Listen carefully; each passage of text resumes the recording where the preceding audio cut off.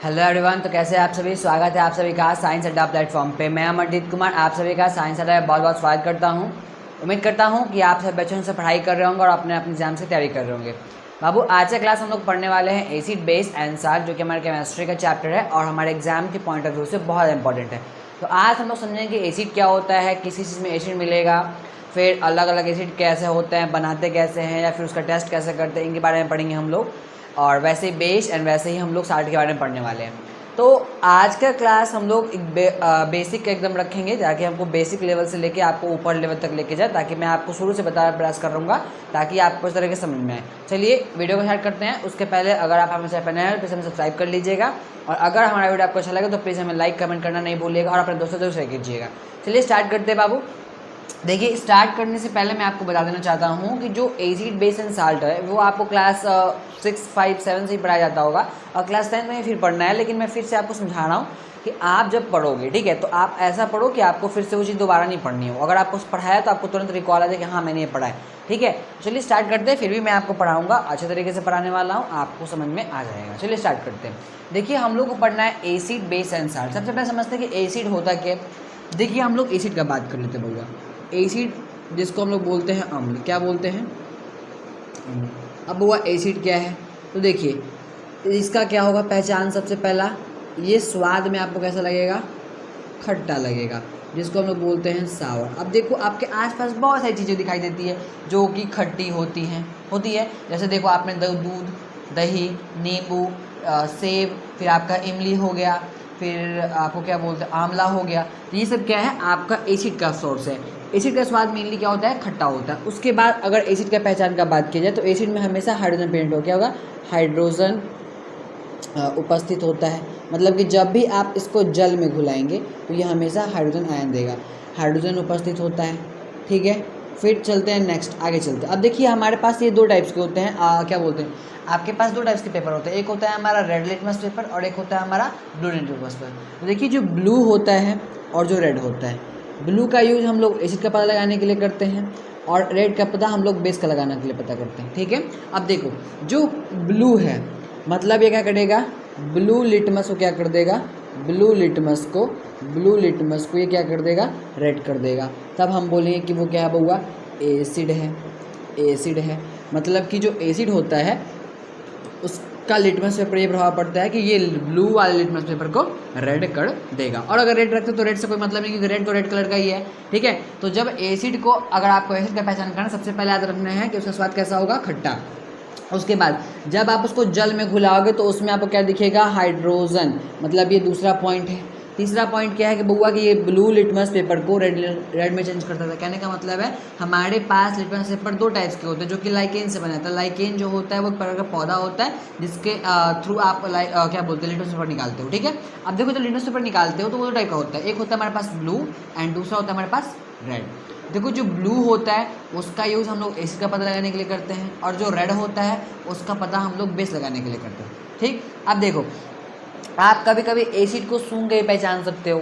जैसे आपको सामने दही ला के रख दिया है तो आप दही को सूंघ के पहचान सकते हो। वैसे अगर आपके सामने इमली अगर ला के रख दिया तो आपको नाक से, तो आप क्या कर सकते हो, उसको सूंघ के पहचान सकते हो। तो कुछ कुछ एसिड ऐसा है जिसको आप टेस्ट से नहीं, जिसको आप नाक से, मतलब कि घ्राण, जिसको नाक बोलते हैं, उससे भी आप कर सकते हो। चलिए अब नेक्स्ट आते हैं, इसका पीएच का बात करते हैं। पीएच पहले से मैं बताता हूँ पीएच क्या होता है। इसका होता है पीएच 7 से कम, पीएच 7 से कम होता है, ठीक। अब चलो देखते हैं। देखो, पीएच जो होता है इसका फुल फॉर्म होता है potential of hydrogen ion, potential of hydrogen ion, potential of hydrogen ion. अब देखो, पोटेंशियल हाइड्रोजन आयन क्या है। देखो, किसी भी विलयन में, किसी भी चीज़ में हाइड्रोजन की सांद्रता कितनी है उसी का पता लगाने के लिए हम लोग पीएच स्केल का यूज करते हैं। अब देखो वो पीएच स्केल क्या है, पीएच स्केल का बात करते हैं बाबू।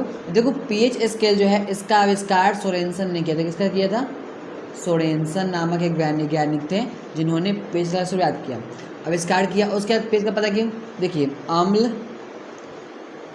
क्षार और फिर लवण की जांच के लिए। कहने का मतलब है कि यदि आपको पता नहीं है कि वो खट्टा है, फिर उसमें हाइड्रोजन प्रेजेंट है, फिर नहीं है, ब्लू लिटमस पेपर नहीं है, तो हम पीएच स्केल से भी एसिड का पता लगा सकते हैं। अब देखो, पीएच का काम क्या होता है, उस पर होता है 0 से लेके 14 तक। कितना लिखा होता है, 0 से लेके 14।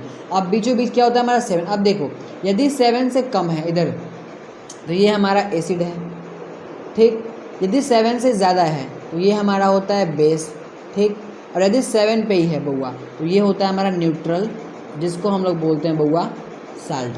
क्या बोलते हैं, साल्ट, ठीक। चलिए हमने क्या कहा कि एसिड जो होता है उसका पीएच 7 से कम होगा। पीएच का फुल फॉर्म होता है potential of hydrogen ion. PH इसका आविष्कार किया था सोरेनसन नामक वैज्ञानिक ने, और इसका यूज किया जाता है अम्ल क्षार लवण की जांच के लिए। पे स्केल जो होता है उसमें 0 से लेकर 14 तक नंबर अंकित होता है, जिसमें 7 जो होता है वो न्यूट्रल नंबर होता है। 7 से कम पे आओगे बाबू तो एसिड होगा, 7 ज़्यादा पे जाओगे तो बेस। तो आपसे कुछ क्वेश्चन ऐसे पूछ सकता है कि और अम्ल है या फिर क्षार। पीएच आपसे पूछे कि अम्ल का पीएच कितना होगा, तो आपको बोलना है कि अम्ल का जो पीएच होता है बुआ वो 7 से कम होता है। 7 ज़्यादा जाओगे तो वो क्षार चला जाएगा, और अगर 7 पे ही हो तो वो न्यूट्रल। जैसे देखो अगर पानी का बात करते हैं तो पानी उदासीन होता है, उसमें ना आपको नमकीन दिखाई देता है ना आपको कड़वा दिखाई देता है, तो वो क्या हुआ, न्यूट्रल है। तो वो क्या है, हमारा साल्ट है एक प्रकार का, ठीक है। चलिए हम नेक्स्ट आते हैं। अब आते हैं, देखिए कुछ एग्जाम्पल लेते हैं। जैसे देखिए हमारे पेट में HCl हाइड्रोक्लोरिक एसिड, H2SO4 जिसको हम बैटरी एसिड भी बोलते हैं, ठीक। H2SO4 इसको सल्फ्यूरिक एसिड भी बोलते हैं। फिर नाइट्रिक अम्ल HNO3, ठीक है, नाइट्रिक एसिड। अब देखो HCl जो होता है इसको हम लोग बोलते हैं हाइड्रोक्लोरिक एसिड, हाइड्रोक्लोरिक, और ये हो गया हमारा एसिड, ठीक। H2SO4 का बात करते हैं बउआ तो इसको बोलते हैं सल्फ्यूरिक एसिड, सल्फ्यूरिक एसिड। इसका बात करते हैं बउआ तो इसको बोलते हैं नाइट्रिक एसिड, नाइट्रिक एसिड, ठीक है। अब देखो हमारे आसपास में बहुत सारी चीज़ें हैं जिसमें एसिड प्रेजेंट हैं, और बहुत ही अलग अलग टाइप्स के एसिड्स के नेम्स हैं। जैसे आप अगर सेब का बात करते हो, ये एग्जाम्स के पॉइंट ऑफ व्यू के लिए बहुत वजह से मैं अभी बोलने वाला हूँ, उसको मैं लिख भी दूंगा, ठीक है। देखो जब सेब का बात करोगे बाबू तो सेब में मैलिक एसिड होता है। दूध या दही का बात करोगे तो उसमें होता है हमारा लैक्टिक एसिड। टमाटर और पालक का बात करोगे तो उसमें होता है हमारा ऑक्जेलिक एसिड। अगर आप सिरका का बात करते हो तो उसमें होता है हमारा एसिटिक एसिड, इसको विनेगर बोलते हैं। उसके बाद यदि आप नींबू का बात करते हो तो उसमें होता है हमारा सिट्रिक एसिड। वैसे ही हमारा जो आंवला होता है उसमें भी हमारा सिट्रिक एसिड देखने को आपको मिलेगा, ठीक है। तो मैं अभी कुछ वस्तुओं के नाम लिखूंगा और उसमें जो एसिड पाया था उसका भी नाम लिखूंगा, और वो आप एग्जाम्स के पॉइंट ऑफ व्यू के लिए बहुत इंपॉर्टेंट है। तो आई होप कि मैं जो आपको समझा रहा हूँ एसिड के बारे में इतना आपको ध्यान देना ही देना है। एसिड का पहचान क्या हो सकता है कि स्वाद में ये खट्टा होगा, जल में जाने पे हमेशा हाइड्रोजन देगा, उसके बाद ये ब्लू लिटमस को रेड कर देगा। आपसे हमेशा पूछा जाएगा कि अम्ल अगर लिटमस से डाला जाता है तो वह नीला को लाल करेगा, ये आंसर सही मारना है आपको। फिर उसका पीएच का बात करेगा तो 7 से हमेशा कम होगा। पीएच का मैंने फुल फॉर्म लिखा, पीएच क्या होता है मैंने आपको बताया, और फिर मैंने आपको एसिड का कुछ एग्जाम्पल लिखा। अब आप एक बार इसको देख लो, फिर मैं कुछ वस्तुओं के नाम लिखूंगा और उसमें जो अम्ल पाए जाते हैं उसका भी नाम आप वहाँ पे लिख दूंगा, ठीक है। अब एक बार स्क्रीनशॉट ले लो, फिर मैं देखता हूँ।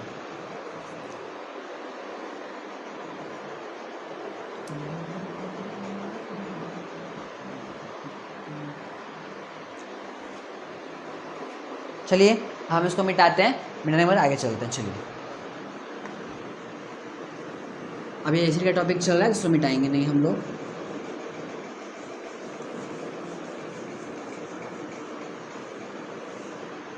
चलो स्टार्ट करते हैं। आप देखो अब हम लोग कुछ वस्तु का नाम लिखते हैं इधर, वस्तु या फिर आप उसको चीज़ बोल लीजिए, ठीक है।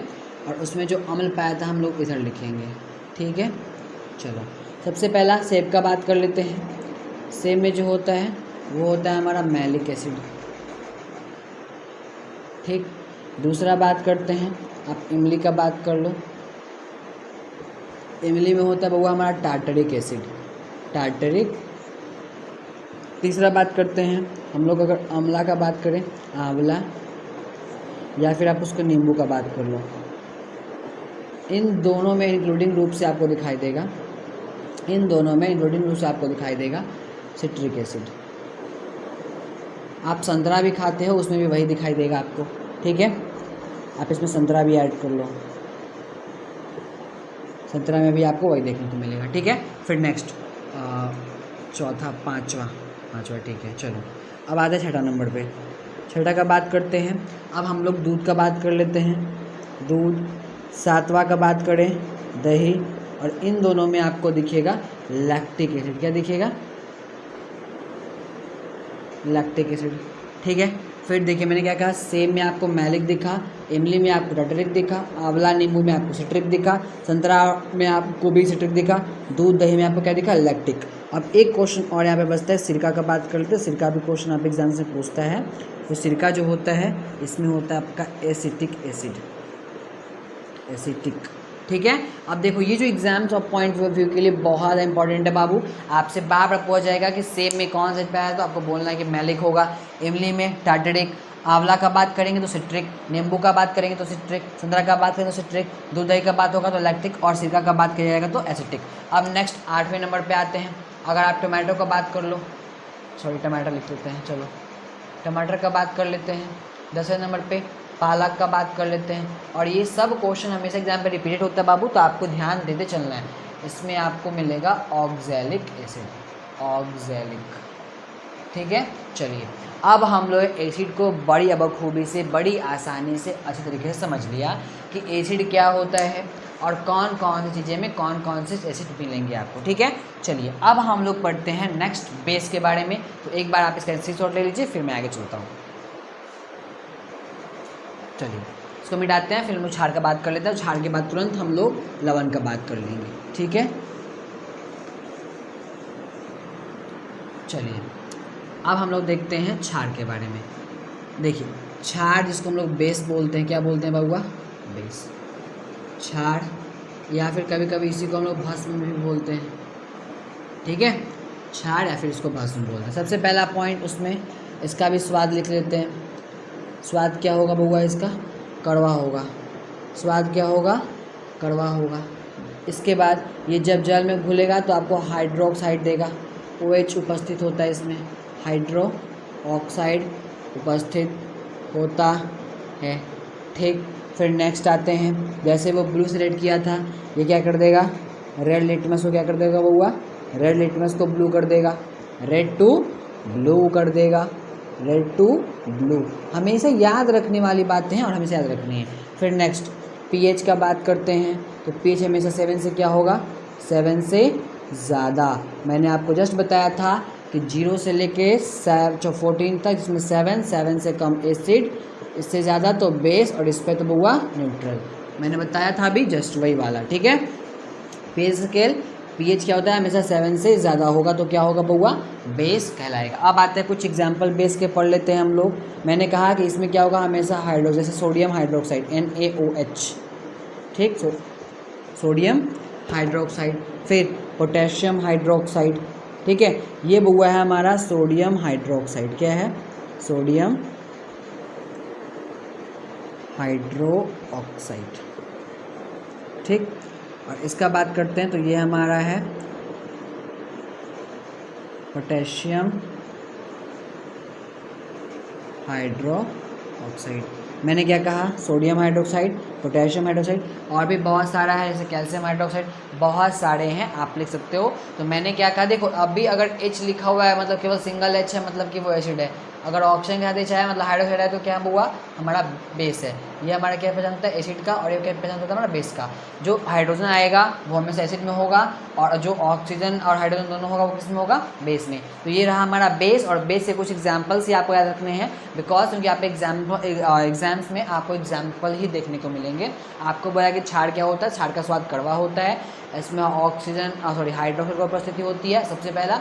उसके बाद यह हमेशा ये रेड को ब्लू कर देगा लिटमस पेपर को। इसका pH 7 से ज़्यादा होता है। और उसके बाद ये कुछ एग्जाम्पल है, सोडियम हाइड्रोक्साइड, पोटेशियम हाइड्रोक्साइड, आप कैल्शियम हाइड्रोक्साइड भी लिख सकते हो। इसको क्या बोलते हैं? Calcium hydroxide. ठीक है। तो हमारे पास कुछ 3 एग्जाम्पल बने हैं और तीनों यहाँ पे एग्जाम्स के लिए इंपॉर्टेंट है। तो आप एक बार देख लोगे, क्योंकि फॉर्मूला भी एग्जाम से पूछते हैं कि आपसे पूछते हैं कि इसमें कैल्शियम हाइड्रोक्साइड का सूत्र कौन सा है, तो CaOH। ठीक है। और अगर पोटेशियम का बोले तो KOH बोलना है। ठीक है, पोटेशियम हाइड्रोक्साइड। तो मैंने आपको सिखाया एसिड एंड बेस। चलिए अब हम बाबू नेक्स्ट पे चलते हैं, मतलब कि अब हम लोग पढ़ेंगे साल्ट क्या होता है। ठीक है। चलो साल्ट को पढ़ने से पहले मैं आपको एक रिएक्शन पढ़ाऊँगा जिसका नाम है न्यूट्रलाइजेशन, क्योंकि साल्ट जो होता है वो एसिड एंड बेस के रिएक्शन पे बनता है। ठीक है, चलो इसको मिटाते हैं हम लोग। एक बार देख लो आप लोग, फिर मैं इसको डिटेल्स कर दूँगा। ठीक है, चलिए